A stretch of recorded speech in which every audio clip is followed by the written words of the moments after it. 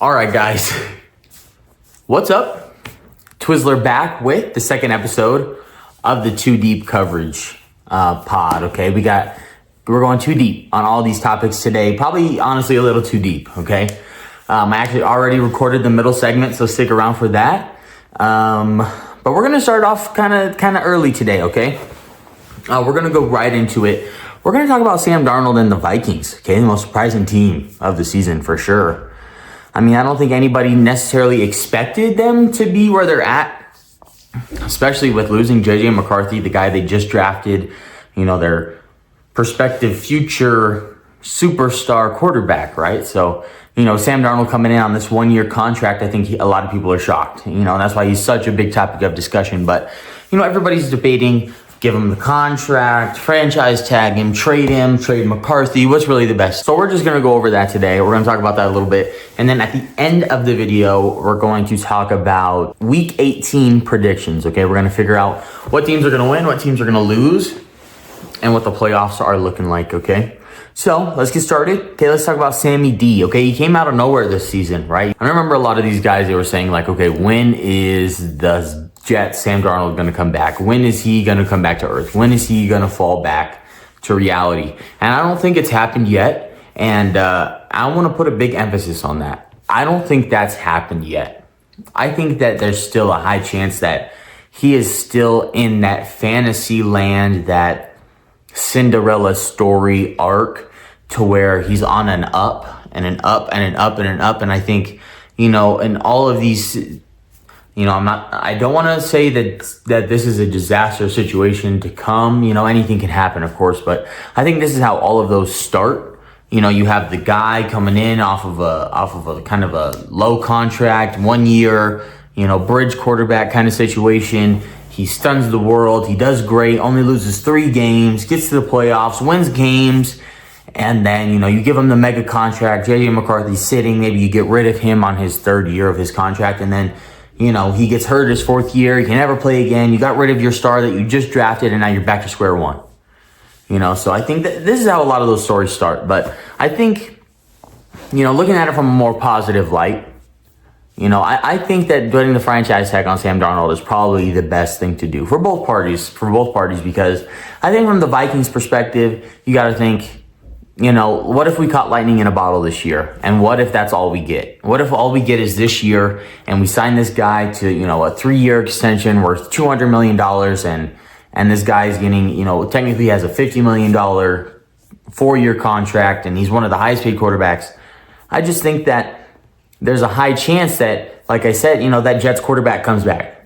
That Carolina quarterback comes back, and he falls back to earth, and he comes back to reality, and maybe he's not as bad as he was before, but I think to only lose 3 games in a season, lose 2 games in a season, and to be that consistent, to lead your team to, a possible number 1 seed, I don't know if that's necessarily Sam Darnold's potential. I think that maybe that's his ceiling, and maybe that's what we're seeing. Maybe he burst through that ceiling with a great team in the Minnesota Vikings, but, I just don't see him maintaining this consistency. And if I'm wrong, fantastic. But I think that's why he should get the franchise tag, because what the franchise tag is going to do is that's going to pay him for the year he's had this year. It's going to pay him next year. It's going to give him about $41 million is about what the franchise tag is worth for quarterbacks. Okay, so he's going to get paid a top-of-the-line quarterback money. He's going to get paid that money.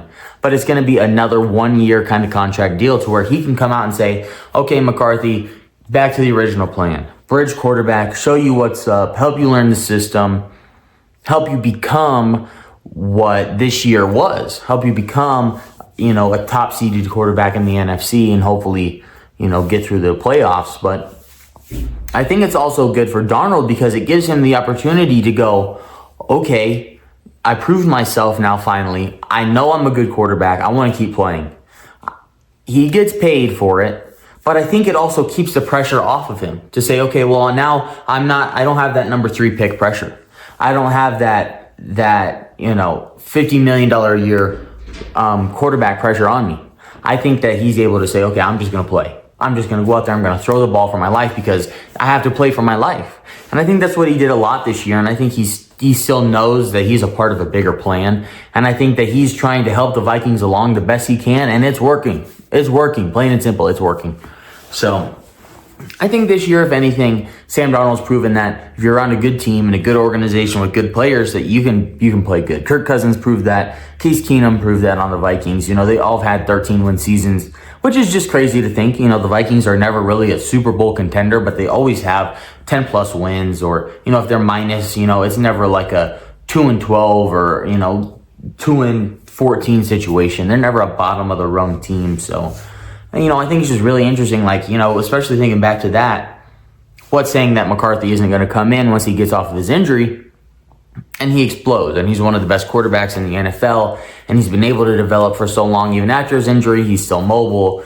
You know, he's more grown up. Maybe he's stronger than he was coming out of college. You really never know, you know, and I think that's going back to their original plan. They're going to have Sam Darnold sit in that spot for this 1-year franchise tag and kind of have the same situation. Like, hey, man, you know, we probably know that this isn't it. We know that, you know, we have a plan to move on in the future, especially since Sam Darnold's going to be, going on 30 once the time his franchise tag would end anyway. So, I mean, I don't want to say he's, you know, on the back end of his career there, but I think his prime, like most of these guys' prime, is like, you know, 25 to 29 or 31, and, you know, year 6 to 11, and he's in year probably 8 or 9 already, or 6 or 7. But he's a young guy. He's only 27, but, you know, give it 2 or 3 more years, he'll definitely be on the back end, especially with how much he runs. So we'll just see how it goes. I think, you know, if you get rid of McCarthy, I think that you can end up in a really bad situation too. I think keeping Darnold and McCarthy is obviously the number one play.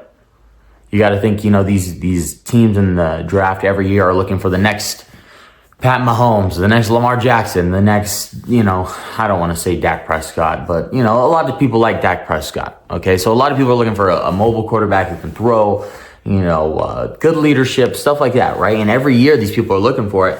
And all of these teams are blessed to have one.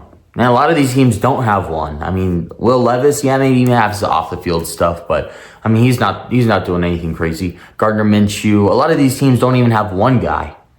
But I think when you have 2 guys like J.J. McCarthy, who's young, who was, you know, a national champion, who knows how to be selfless in an offense, and then you have Sam Darnold, who's selfless in himself, who's been through all these, you know, backup jobs, I think it's sensational. If you have a 1A and a 1B quarterback, even if you know who A and B are, I think it's great to keep both of those guys. Because who says that, you know, we don't move to 18 games? Who says that, you know, the NFL season doesn't extend and injuries happen in the season, and then another player can come in to fill that space, and then that first player can come back within that same season because the season's so much longer. You know, I think that there's a lot of potential that the Vikings have to keep Sam Darnold. Now, I don't know if Sam Darnold plays out this franchise tag year like I think they should. I think they should do the franchise tag, and he balls out again. What happens then? Do they sign him to a 3-year contract after that, and then he's going into 32 years old on a 3-year contract, probably worth 4-year contract, worth, you know, $220 million, and then, you know, who says that by year 2 he doesn't get massively hurt, or he doesn't start underperforming, or maybe age doesn't catch up with him. You know, it just really depends, and we got to see what happens. But I think, you know, if you think about the broad outlook on what could have the most good scenarios, kind of like 14 million possibilities that Doctor Strange saw, where Iron Man had to snap himself away to win. You know, I think the one that gives them the most chances to win out of all of these scenarios is by franchising Darnold this year to kind of cash in on his, you know, sudden burst, his sudden change, his best year of his career. Cash in on that. And then also you got to wait and see what happens with McCarthy, because if you get rid of him, you get rid of Darnold too soon, and he doesn't have enough time to develop, then you can end up really, really hurting yourself when it comes to J.J. McCarthy's career. So you just got to think about all the angles and avenues. I don't think you can get rid of either guy, especially with the way the league is. It's so pass heavy. But even when it's not pass heavy, you have to have somebody that's smart and talented enough to distribute the ball. You know, it doesn't matter, you know, how much you run it. You know, like Saquon or Derrick Henry run the ball 1,000,000 times a game, but they still have to throw 300 yards to win. Jalen Hurts and Lamar Jackson. So it's just kind of a perspective thing. You got to really think about, okay, what is the best situation for the Vikings? I think the Vikings are going to take the best situation for them, especially since Sam Darnold doesn't really have a say when it comes to the franchise tag. They're just going to slap that on him. They're going to take advantage of this, lightning in a bottle, this needle in a haystack that they've caught all at once. And they're going to develop J.J. McCarthy to hopefully be the next, Sam Darnold for the Vikings, the next Kirk Cousins, the next, 1 year Brett Favre wonder, just to be the next 13-win quarterback for the Minnesota Vikings. So we'll see how they do. We'll see how they do in the playoffs. Their next game is coming up this Sunday against the Lions. It's going to be probably the biggest game of the season. So we'll see how that goes. But I think for now what we're going to do is we're going to kick it over to Tyler in the pass. We're going to go this way. We're going to see what he's got out in the parking lot. Okay, guys, I'm in the middle of a fucking parking lot. Middle of the parking lot, outside Dillard's, out here at my local mall. And I just wanted to talk about something.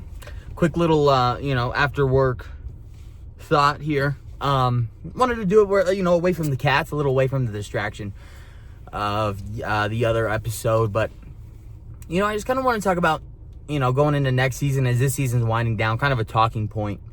Kind of talking about what next season has to offer, right? We got the preseason last year was pretty lackluster. There wasn't really much involvement. There wasn't a lot of players that played even the third or fourth game. So, a lot of people are saying, like, really, what is the preseason for other than these rookies and stuff like that? But I think that over time, it'll incentivize these people, these coaches, to put players into the game to develop them, because right now there's really no incentive other than putting them on the practice squad, and then they become a liability. They become more like a fourth string ability rather than a third string ability because they have no real game time, okay? I've got the sun setting right in my face, so I got to find my good spot here. There we go. So, there is the preseason, and that's 4 games long, and most of the starters for the year maybe play 6 out of those 16 quarters. They might start the first half in the third quarter, the first game, first half, and then the first quarter, and they're done. 6 quarters out of 16, and they're done. The fourth game is kind of just chalked up. A lot of people have bye weeks on their fourth preseason game. And, the other stance that people are kind of taking that I've heard lately is an 18-game season. What would an 18-game season really look like? I think coming down to week 18 coming up, if we had a week 19, without the preseason, I think we'd be, 2 weeks earlier in real time? So that would be, before Christmas.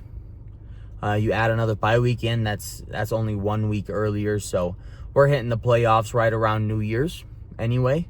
And we'd probably be at week 19 right now going into the playoffs. So, personally, I like the idea of having 17 games played because I like the fact that you're either a winning team or you're a losing team. There's no in between. You're not going to be, I'm a 500 team, we did good. We're not a losing team. There's a lot of positives to get out of this. I really don't like that mentality. I think it's a big cop-out. I think it's a way to look at yourself with some extra forgiveness rather than like some actual critical thinking.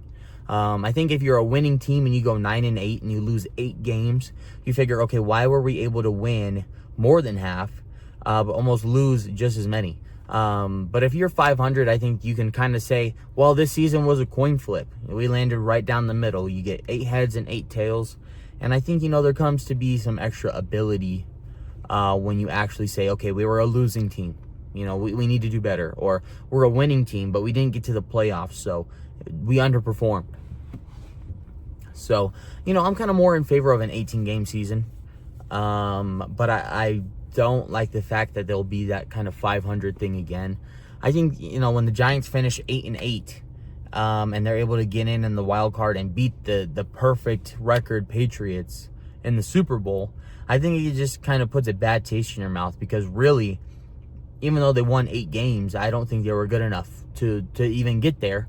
And then they played well enough for that one game to win it all. So it's just tough. I kind of take everything, the historical perspective, the record book. Saquon might beat Eric Dickerson's rushing record this weekend. So you kind of just got to think like, okay, if this happens and Saquon beats the record, are people going to be tainted by like, okay, well, he had an extra game to do it. He had more time. He was able to get out on the field more. I think that it could, but I also think that there's also a different record book that are going to be set. I think a lot of these guys now are just above and beyond athletes. I mean, you get hit so hard, you run so fast, you jump so high that I think records now compared to then are much harder to achieve. A lot like when people talk about Michael Jordan or and his championships, he's playing plumbers and electricians, and he's playing random people. And for the football comparison, I think about Kurt Warner. He was just a random guy, went to college to play, didn't get drafted, went on to work random jobs, and then he just got into the Arena Football League and went up and up and up. And then he got to a Super Bowl too. He got to 2 Super Bowls, actually, the beginning and end of his NFL career. I don't think that can happen at all anymore. I don't think there's anybody that you're just going to go find in the Arena Football League I don't see any high-end wide receiver / quarterback / cornerback, linebacker, none of those talents coming out of the USFL or the UFL, United Football League. I don't see that. I understand Brandon Aubrey, and there's a few other guys that come out of there, but I don't really see like number one guys going to Super Bowls coming out of these leagues anymore. I just don't think it's really a possibility. I think that you have to really think about kids are waking up at 6 years old wanting to be a quarterback, and their dad puts them in football from the time they're 6 till they're 18 and go to college, and they pick their college and they do everything they can to get to the pros, and then they're 20 and they're in the pros, and the only thing they've done for their whole life is play football. And they're made to be a quarterback or made to be a linebacker or made to catch the ball. It doesn't matter. So I just don't think that nowadays it's as easy to get records even if you have an extra game. I don't think you're going to find these Kurt Warner types anymore. I think that even you think to basketball now, just random guys that they were picking up out of open tryouts and stuff. In the early 2000s or late 90s, they'd have team tryouts to fill spots on the G League and stuff. And nowadays, it's only out of the draft, and it's all development.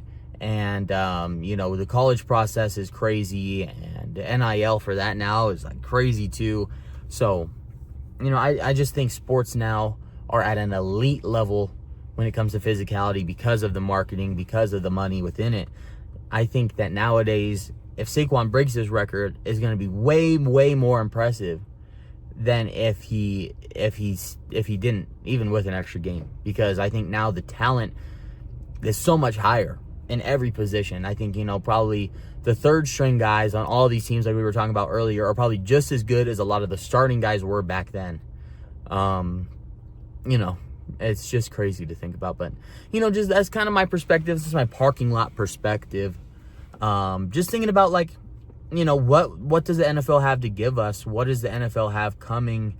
Baseball's changed a lot of rules, and the NBA added the summer league. So, what is the NFL doing to change, to keep things interesting, to, kind of revitalize the way that the season is ran? Because I'm going to be honest, by the time week 15 came, it feels like, the teams are obviously separated at the top of the pack. Thankfully, the number one seed in the NFC is going down between division rivals on the last week of the season. I mean, you can't have a better script than that if it is scripted.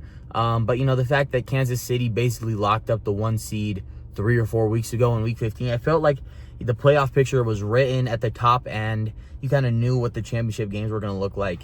So it just kind of felt like it was a little slow.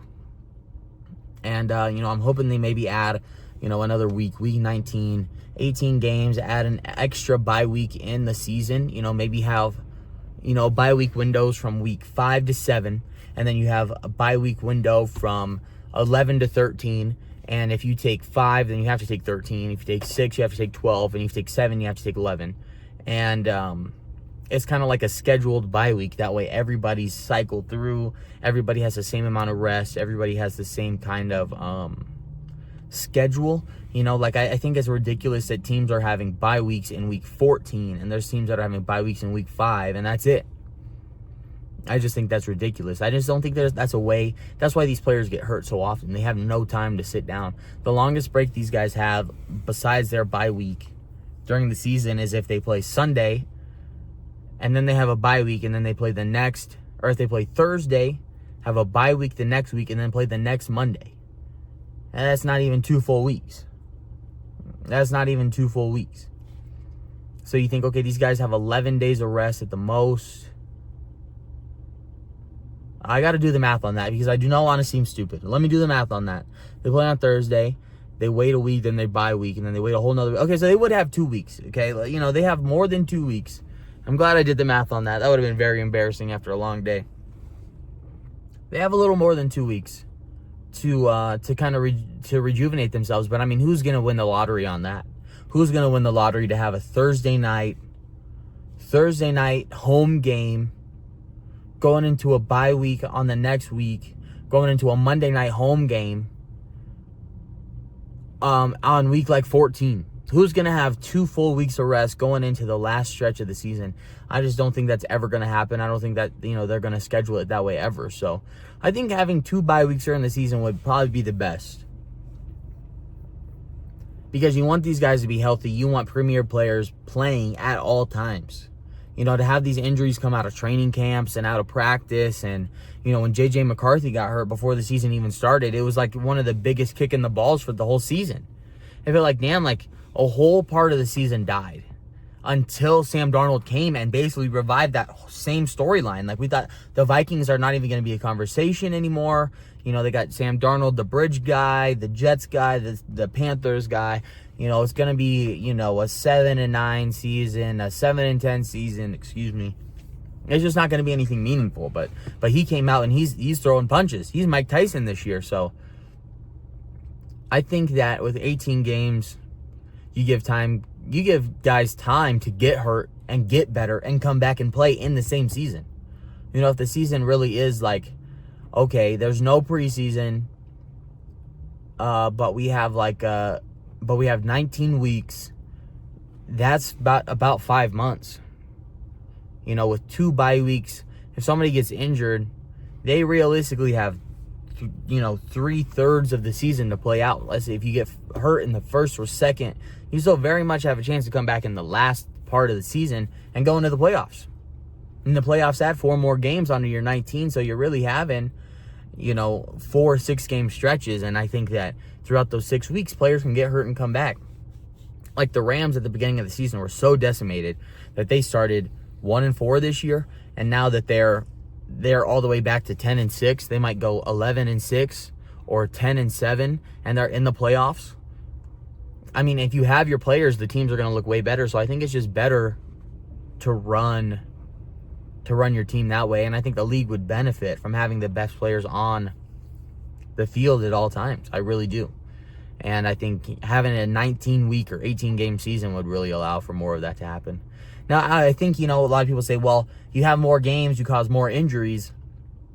But if you add 1 game and take away the preseason, what you're actually doing is only making all of these starters play 4 more quarters. Now, what was one of the first things that we talked about going into the discussion is that the preseason, they play 6 quarters. They play 3 in the first game, the first half in the second game, 2 quarters, and the first quarter in the last game. And then, game 4, if that team plays a game 4 at all, they don't start. They don't play. They sit. So, you take away the preseason and you take away a lot of the snaps from these other guys. But maybe what you do is you have rookie showcase games. Maybe you have, maybe you have like you have like a special game. You have 1 week, week 0 basically, where like all the second string guys start and they play like a whole week, like second and third strings against second and third strings.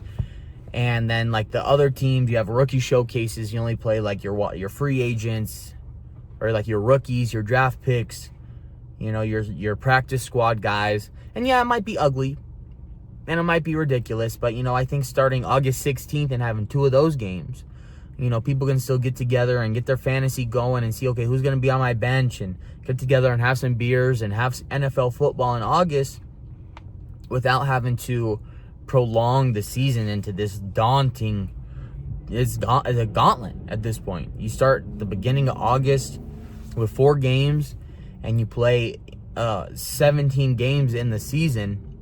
It's really hard to be like, okay, if we don't make it to the playoffs, we're still playing 21 games. We're still suiting up 21 times. And then you play in the playoffs. If you don't have the 1 seed, you're playing 4 more playoff games if you go to the Super Bowl. You're playing 4 more games if you get all the way through to the Super Bowl and play that. So, you're suiting up 25, 26 times. Well, let's just take away 4 of those weeks. Add 4 more weeks of practice and prep where you don't have to suit up live. And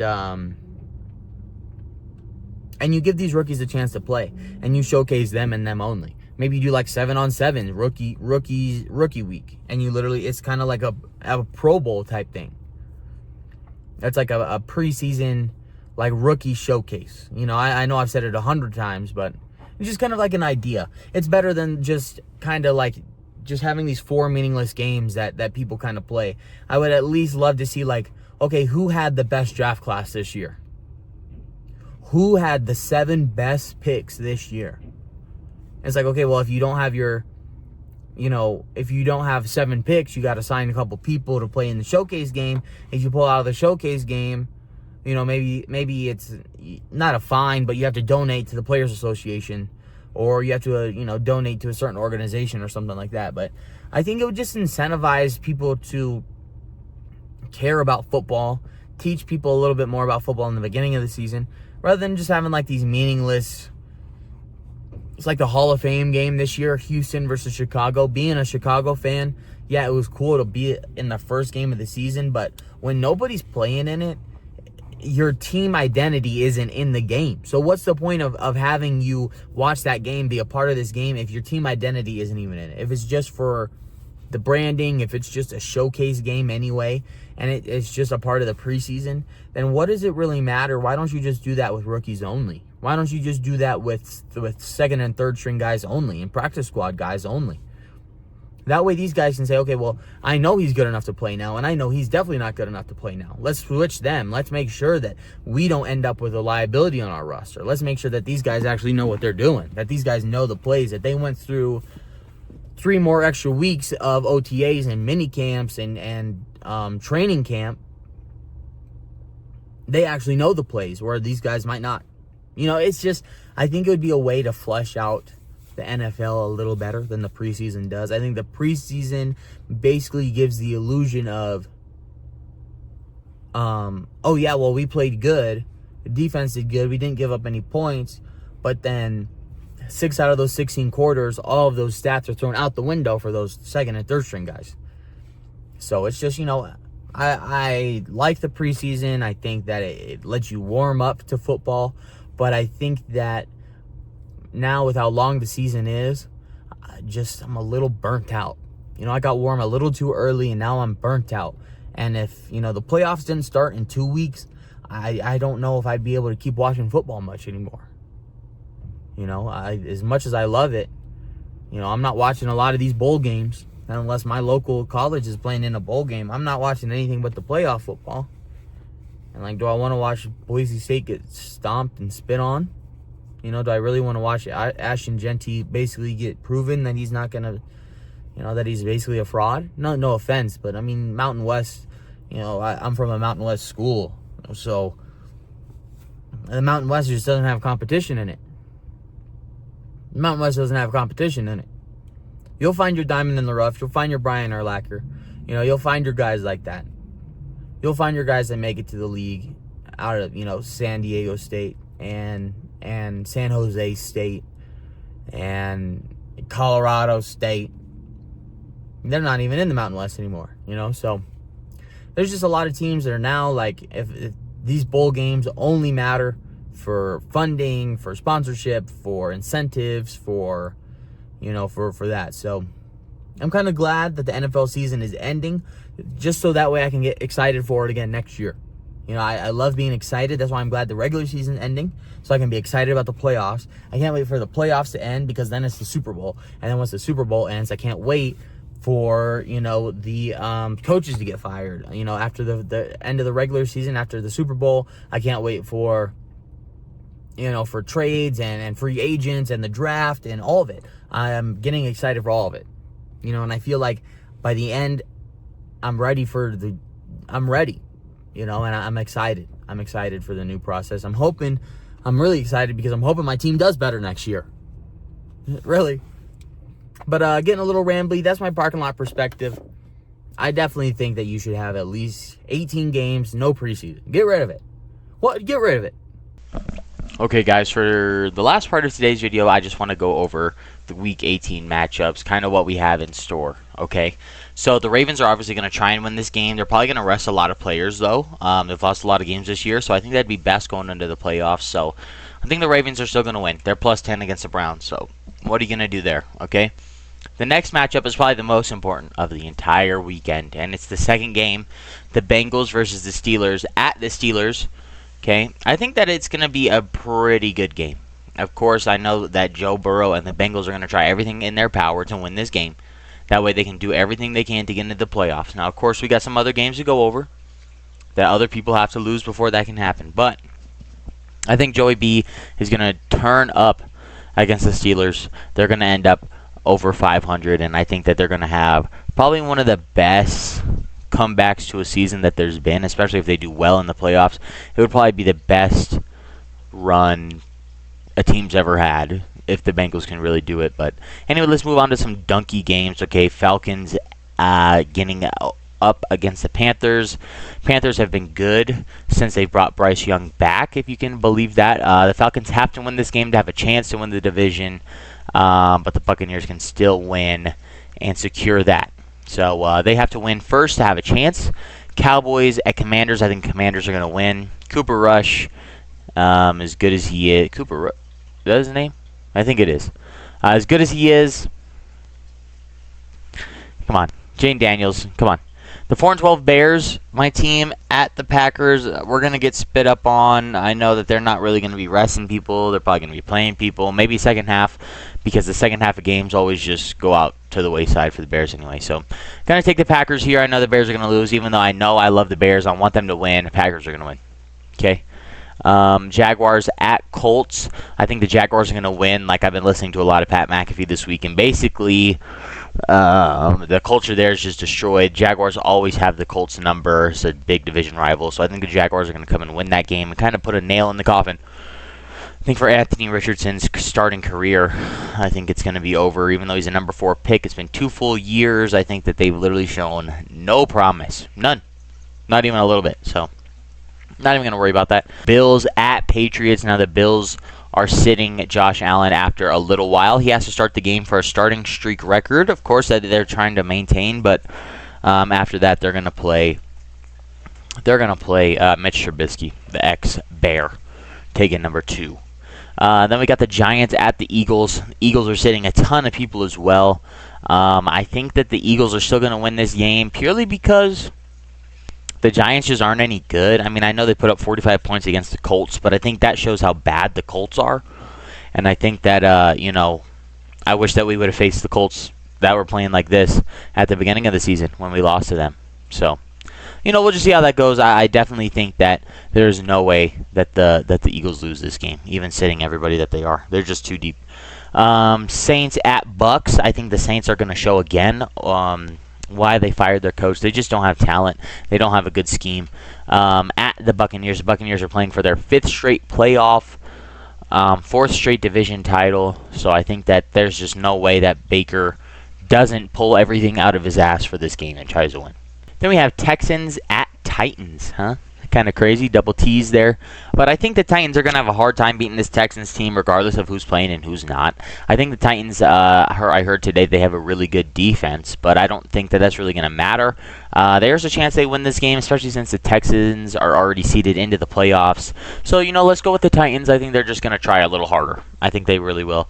I just don't think the Texans are that deep, or else they wouldn't be 9-8. Probably going to be 9-8. 49ers at Cardinals. Probably the 49ers are going to dog walk them. I'd like to assume that people are going to rest and probably not play this game, but at the same time, the Cardinals just haven't been good since like week 10. So half the season they just haven't been good. That's why they've lost half their games. It just kind of adds up. Chiefs at Broncos. Chiefs are playing Carson Wentz and a lot of their backups. They can only sit a few guys, though, so we'll see how it goes. I think the Broncos want to win this game so they can get into the playoffs, but I know the Chiefs want to win this game too, but that causes a problem for them. Got the Cats playing with the ball over here. Causes a problem for them too if the Broncos lose, because then there's a chance that Joe Burrow gets in the playoffs with a Miami loss. We're coming to that next. Okay, so we'll see how that goes. So I think that there's a chance that the Chiefs let the Broncos win, even if it's like 13-12 or something crazy like that. But I just don't see a way that the Chiefs strategically let the Bengals into the playoffs to play second round. Moving on to the last of the 4 16 games that we have for Week 18. The Seahawks at the Rams. The Rams are the division winners for the NFC West this year. So the Rams going against the Seahawks. They have the tiebreaker, so it doesn't matter if they win or lose this game. The Rams are starting Jimmy Garoppolo. So that's going to be kind of crazy. See how he does against Geno Smith. Geno Smith has a big incentive to play for.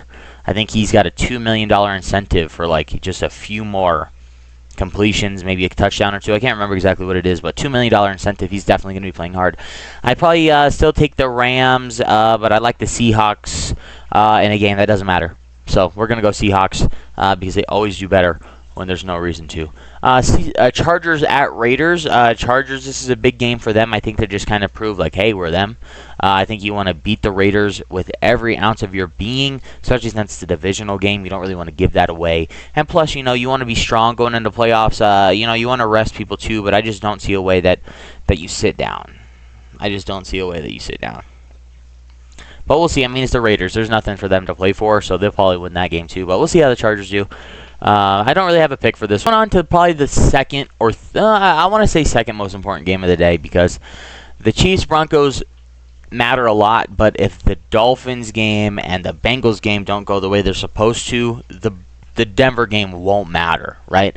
Since the Denver game happens at the same time, it'll be kind of nice to like see what's going to happen, but the Dolphins are going to New York in January. It'll be in MetLife, so I just don't see a way that Aaron Rodgers and Davante Adams don't put something together, especially since they're going for Rodgers' 500th passing touchdown of his career. It might be his last game of his career, so getting him his 500th passing touchdown might be the perfect way to end it. He might retire on field, especially with a win. I think the Dolphins are going to have a hard time winning this game, especially with their backup. Tua's hurt, so let's say best case scenario for the Dolphins, Bengals lose, Broncos lose, Dolphins are in the playoffs, Dolphins don't have their starting quarterback. So, I think that this is a game that the Jets can win purely because the Dolphins' efficiency and offense when they don't have Tua is in the trash. They were one of the worst teams early on this year, probably second worst behind Carolina before the benching and shortly after. So I think without Tua, it's going to be really tough for the Dolphins to beat a Jets team that can put up points. I mean, that was the worst game of their life last week, and I think that you can't have two worse. You can only have one worse. So that's probably going to be their worst game of the season. I expect them to win. Last but not least, what we talked about at the beginning of the video, guys, Vikings at Lions in Detroit. Sam Darnold basically going up there to try and prove his legacy, say, hey, I am him. I am him. I'm here to show you that I am the man. I'm worth that number 3 pick back in the day. And I think the Lions have a lot more to prove because their best season ever in franchise history is literally being shadowed by their division rival at this point. I mean, this is the best they've ever had in their franchise, and they're looking right next door, and their guys are doing just as good with somebody that they have no right doing just as well with. So I think that the Lions have a lot to prove this game. I think that their defense has a lot to prove this game because going into the playoffs, even if they don't get a first-round bye or if they do get a first-round bye, they still need to have the talent there ready to execute. I mean, if the Lions give up 40 points in the playoffs, I don't see a way that these defenses are giving up 41 points to the Lions every playoff game, especially in the Super Bowl.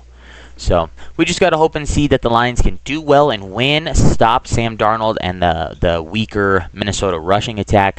I think that that's the way that the Lions are going to win, is by utilizing their runners, utilizing their speed, like Amon-Ra St. Brown last week, passing that little shuttle pass to Gibbs to get that touchdown.